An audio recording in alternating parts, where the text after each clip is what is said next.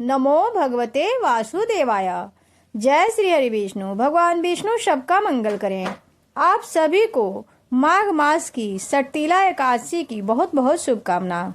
इस अंक में आज हम जानेंगे माघ मास की कृष्ण पक्ष की एकादशी सटतीला एकादशी व्रत की संपूर्ण विधि। 2025 में कब है सटतीला एकादशी व्रत, जानेंगे सही तिथि, पूजा मुहूर्त, व्रत का महत्व तथा व्रत कथा।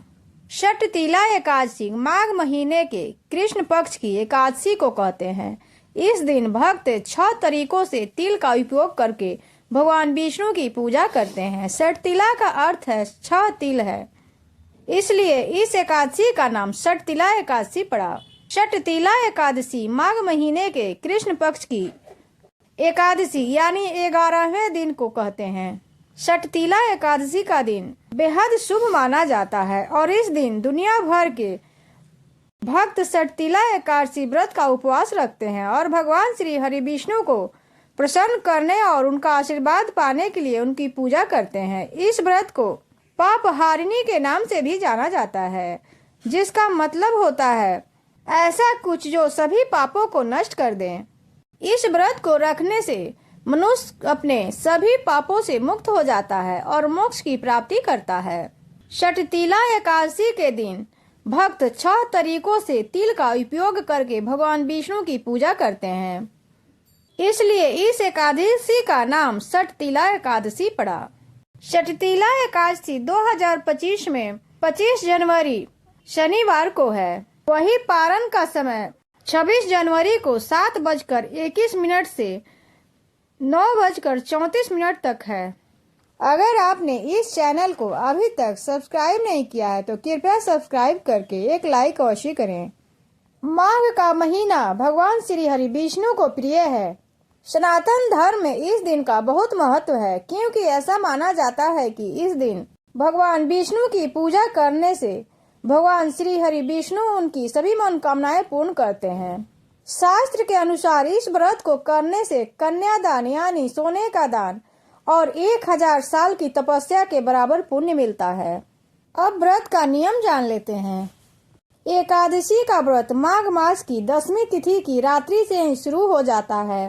शास्त्र के अनुसार पूरी विधि विधान और पूरी श्रद्धा से जो एकादशी व्रत के नियम का पालन करता है उसके जीवन में सुख समृद्धि आती है। तो आइए ऐसे में जानते हैं सटतीला एकादशी के दिन किन किन विधियों का पालन करना चाहिए। 10वीं तिथि के सूर्यास्त के बाद व्रती को भोजन नहीं करना चाहिए। नारद पुराण के अनुसार इस दिन व्रती को सुबह जल्दी उठकर अपने दैनिक कार्यों से निवृत्त होकर तिल युक्त जल से स्नान करना चाहिए। स्नान के बाद भगवान विष्णु का ध्यान करें और व्रत का संकल्प लें। अपने घर के मंदिर में भगवान श्री हरि विष्णु की मूर्ति या चित्र स्थापित करें।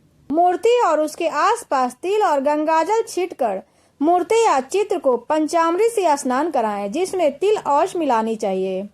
घट स्थापना के बाद घी का दीपक जलाएं, धूप बत्ती जलाएं और भगवान को तिल के साथ फूल और मिठाई अर्पित करें।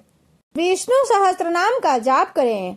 घर के मंदिर में भगवान श्री हरि विष्णु की मूर्ति के सामने विष्णु चालीसा का पाठ करें। अंत में आरती करें।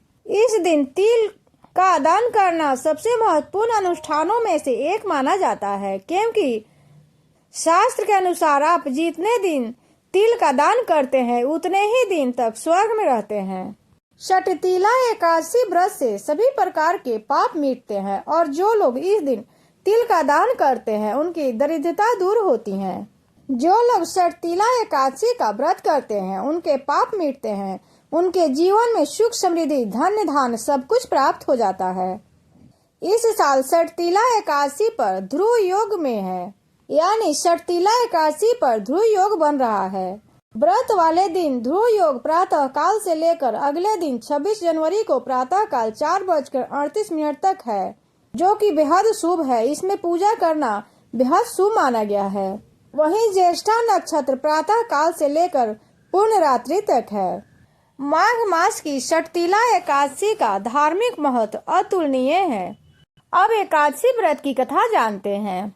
एकादशी के दिन इस कथा को अवश्य श्रवण करें। जय श्री हरि विष्णु। युधिष्ठिर ने पूछा, जगन्नाथ श्री कृष्ण आदि देव जगतपते माघ मास के कृष्ण पक्ष में कौन सी एकादशी होती है, उसके लिए कैसी विधि है तथा उसका क्या फल है। महाप्राप ने कृपा करके ये बात बतलाइए। तब भगवान श्री कृष्ण बोले, नृप श्रेष्ठ सुनो, माघ मास के कृष्ण पक्ष की जो एकादशी है वह षटतिला के नाम से विख्यात है। वह सब पापों का नाश करने वाली है। अब तुम षटतिला की पापहारिणी कथा सुनो, जिसे मुनि श्रेष्ठ पुलस्त्य ने दालभ्य से कहा था। दालभ्य ने पूछा, ब्राह्मण मृत्यु लोक में आए हुए प्राणी प्रायः पाप कर्म करते हैं, उन्हें नरक न जाना पड़े, इसके लिए कौन सा उपाय है, बताने की कृपा करें। पुलस्त्य जी बोले, महाभाग तुमने बहुत अच्छी बात पूछी है, बतलाता हूँ सुनो।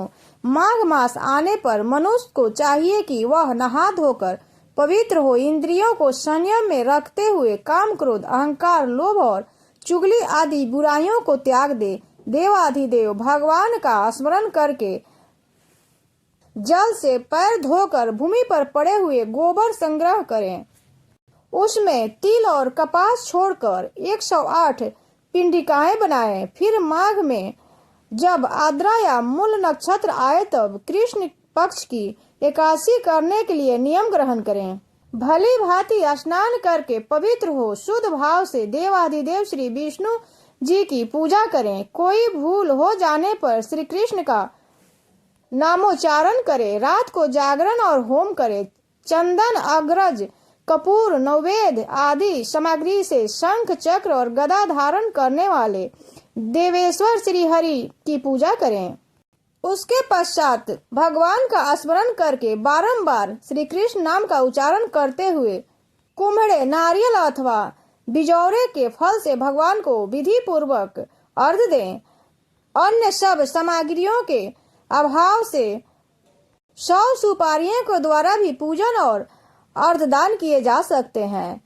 और भगवान से प्रार्थना करें, सच्चिदानंद स्वरूपा श्री कृष्ण आप बड़े दयालु हैं, हम आश्रयहीन जीवों के आप आश्रय दाता होइए। पुरुषोत्तम हम संसार समुद्र में डूब रहे हैं, आप हम पर प्रसन्न होइए। कमल नयन आपको नमस्कार है। विश्व भावन आपको नमस्कार है। शुभ रहन्य महापुरुष सबके पूर्वज आपको नमस्कार है। जगतपते आप लक्ष्मी जी के साथ मेरा दिया हुआ अर्घ स्वीकार करें।